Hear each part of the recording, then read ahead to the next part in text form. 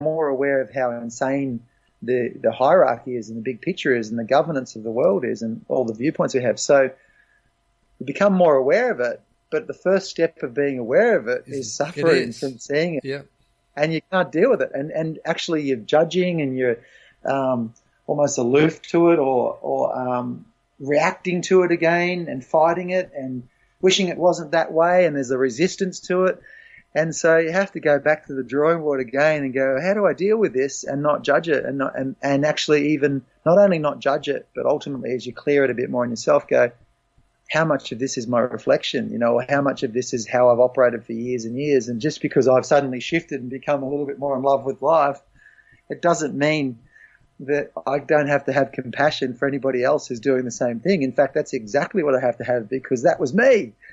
And so there's so many elements of clearing and correcting. And I think I've sort of drawn it for you one time where if we had a vertical scale of awareness that we're climbing up, yep. Each new rung of awareness, as we go up to it, we sort of crash back down, and we have to crash back down to where we get support in some way. We either get someone to help us or we go off and meditate or we do something that allows us to see our own crap at that level. Yep. Whoa, what's that? And then when we clear that, life normally swings us across that plane at that lower level and says, now can you be there for somebody else yep. with the same stuff? And then when you clear that, you're free to go. So you've got to have the stuff, you've got to clear it, and you've got to help somebody else. But as that little sort of relationship moves further up the scale, you've got to go further down the scale in compassion and awareness. So your awareness is becoming greater, but your compassion for other people is becoming, and your empathy for other people has become greater because there's nothing that you haven't done yourself. No. So it's kind of like everything's reflecting us. There's another way of saying it, and really you're learning how to love those little splintered parts of yourself, and you don't just see it and go, I've seen that now and move on. You've actually got to heal it, and healing it often means helping somebody else heal it or just really coming to terms with it from all angles. Mate, I remember having some good chats with you, and just one thing that really resonated was that the most important relationship you're ever going to have is the relationship with the self. So that Yes. sort of becomes the starting point where then you can go and help others and give. But if you're not putting the work into you and you're just trying to help others whilst remaining unconscious, yes. that you're going to fall flat every time. Well, you're going to do, aren't you? Yeah. You're going to do, and it's like the idea is from that mindset is that if I can change all that out there and do all this with these people, the world's going to become a better place. But I think from my own understanding and stuff that I've worked on is that the world becomes a better place when you shift yourself because it reflects and manifests around you. You have more impact on people around you from a clearer, purer place. You're not trying to change them. In fact, you've got more compassion and understanding for what they're stuck in because you've actually cleared the same thing in yourself. So there's more love involved. Yeah. There's more understanding, empathy, compassion, acknowledgement, even acknowledgement that there's often two parts to a person. There's the part that is beautiful and powerful and amazing and can achieve anything. And then there's this mind-made limitation yep. built, historically referenced part of us that actually goes, yeah, but it didn't work before. It didn't work. I tried that, or I was vulnerable and I got hurt. And so, we build this in Eckhart Tolle's words, who I just love his work, Power of Now and New Earth, etc. He says that we have a pain body, which is that build up of all the pain that we've been through, which has got its own yep. psychology inside. And that psychology is the ego. So the structure that's trying to avoid that pain, it's doing everything to avoid the pain, is the same structure that's actually creating and manifesting the pain. So, and I love it. He says, ego equals unconscious. Yep. So it's not, ego is not, in Shirley Strawn's words from the Skyhawks, ego is not a dirty word. Ego simply equals unconscious, and it's just this part of us that's trying to avoid pain, that by trying to avoid it and not going through it and clearing it, we create more of it. And we create all these ways to avoid it, and those ways end up becoming the next problem. Yeah. It happens in relationships. Someone breaks up with someone they love. They go, right, I'm never going to trust anyone again. I won't let them come too close because if they come too close, they'll hurt. So the next relationship's beautiful and powerful, but they just don't let them close enough, and eventually they break up. And you ask those two partners independently, what was it? And she will say, he just didn't let me close, or he will say, you just didn't let it, so we've created the very thing that we didn't want by trying to avoid it. So it's pretty powerful, our ability to consciously co-create our world through our thoughts and manifest it. So that's a pretty steep statement to make, but literally we have this conscious co-creative capacity. It's like we're actually energetic beings that can attract all sorts of different things is our deeper reality when you really study into it. But what's happening is everything comes through our filters, and our filters are so convoluted and so fearful and so past evidence-based that it creates this avoidance to it. But one final thing is that I realized, most important thing is that relationship with the self, because when you have a relationship with your deeper self or your higher self or your purer, truer self, whatever you want to call it, you begin to become more aware of your shadow self. Yeah. And more aware of this 180-degree diametrically opposed version of yourself that's just a troublemaker. Yep. And when you bounce around with that and clear it and clear it and clear it, this other purer self that we're talking about, you start to realize that everybody's got the same energy and the same pure, beautiful energy inside of them. And you start to feel more connected to people and life. And then you start connecting with, it's another Eckhart Tolle thing. He says our primary purpose in life is to know ourselves as source. Yep. Source energy being universe, God, whatever you want to call it. It's literally know yourself as the beautiful energy that permeates through life. It's like, is that us? Well, and so all this other problematic stuff is my head. Yeah, mate. And I think there's aspects of this where I'm at the moment, where there's always going to be an ego, and I think for me it's not trying to get rid of the ego, it's building a better relationship with the ego, and that's the bit where I sort of see is really important, and talking about the shadow, and that there's always going to be a shadow again, but it's the relationship to the shadow, and that's where I was speaking from, the relationship with the self. It's as you've just perfectly put, it's every aspect of the self. It's just not the doing self. It's the higher self. It's the ego. It's the unconscious. It's the relationships with those and how they can connect to make a better person.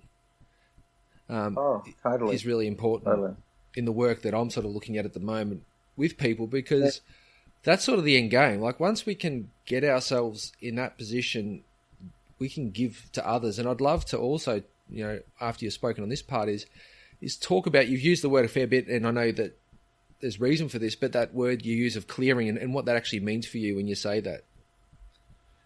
Really, really good point. And it ties back into what you're just saying as well, is that these are all just viewpoints, right? These are just me trying to explain what I've felt and experienced, work with some amazing people, both from them helping me and me helping them, all sorts of different things, and you just learn a lot from it.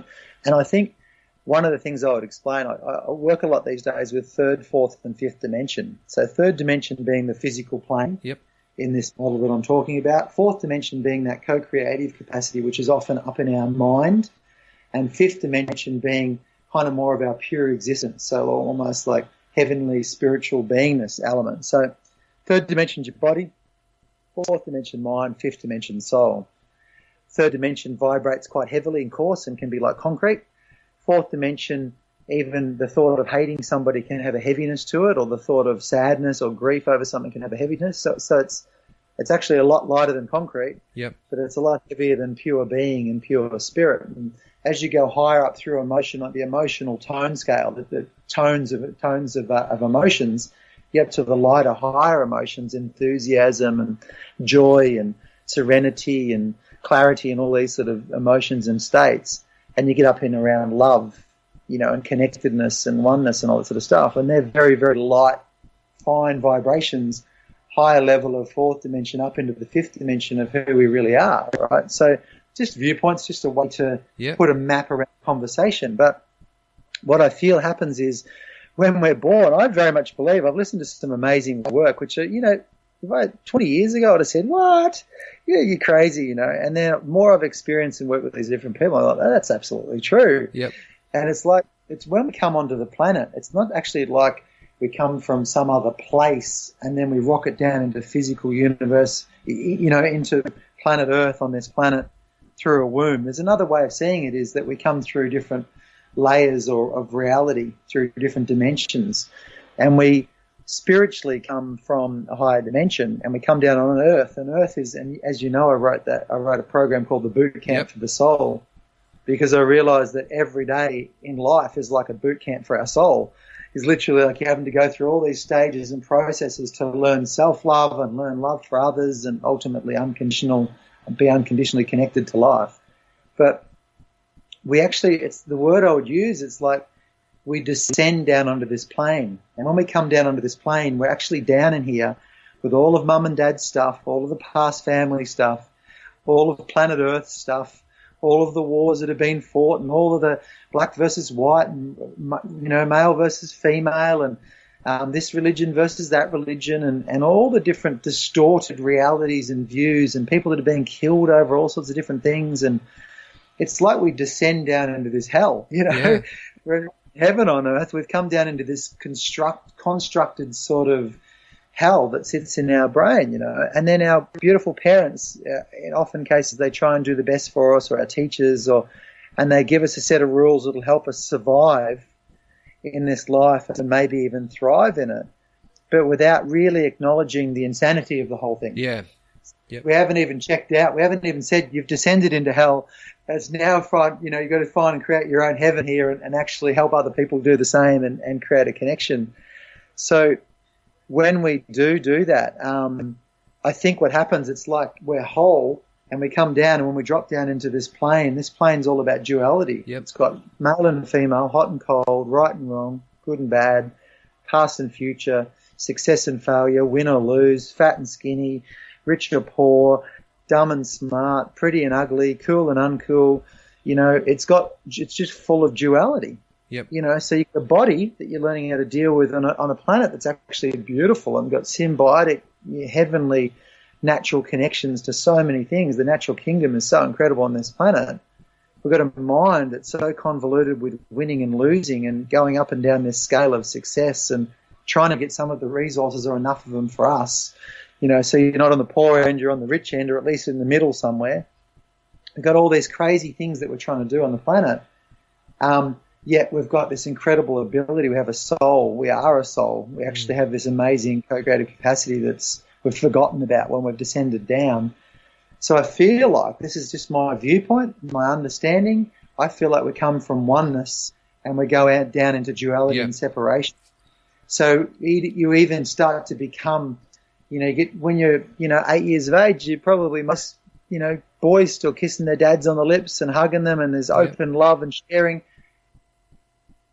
And there was a certain age, go back 10, 15, 20 years, where you become a man now, or you become a woman now, and you go down these paths. And we know that that's getting broken down in society right now, and serving its own problems and its own kind of political correctness, insanity as well. But it's part of a positive thing, because we're breaking down this idea that you're male and you're female and all this sort of stuff. But what also happens with this whole thing is that you literally, as you drop in, it's like both sides of your brain start splitting, and that corpus callosum that allows you to cross from side to side, it starts calcifying. You start having this, I'm all female, I'm all male, and that's what I believe creates the shadow self and creates the ego. So when we start to have a good relationship with our shadow self or ego, what we're actually doing is we're loving it. We're allowing it to be there. We're learning from it. And some of our energy that's gone over into that shadow, when you love it, it actually almost duplicates and transmutes back into you. So you end up actually having this more fullness and more wellness and more completion and more wholeness, and less separation from all that sort of stuff. So the crazy thing about loving the ego and the shadow self is that it actually diminishes it from being ego, because ego is only the unconscious aspects, and it becomes conscious, and then you're whole again. Yeah, so it's always incorrect to say it'll always be there, but if you accept that it'll always be there, it actually takes it towards the point where eventually it's not there, because you become whole, you're complete. That seems to be, and that's the clearing that I was talking about, by the way. It's the clearing part. Yep. Is what did I just say? Was it really me? Did it feel like me, or was it some unconscious aspect of me? And if you can clear that and understand it and clear where it came from and just feel it, experience it, you release this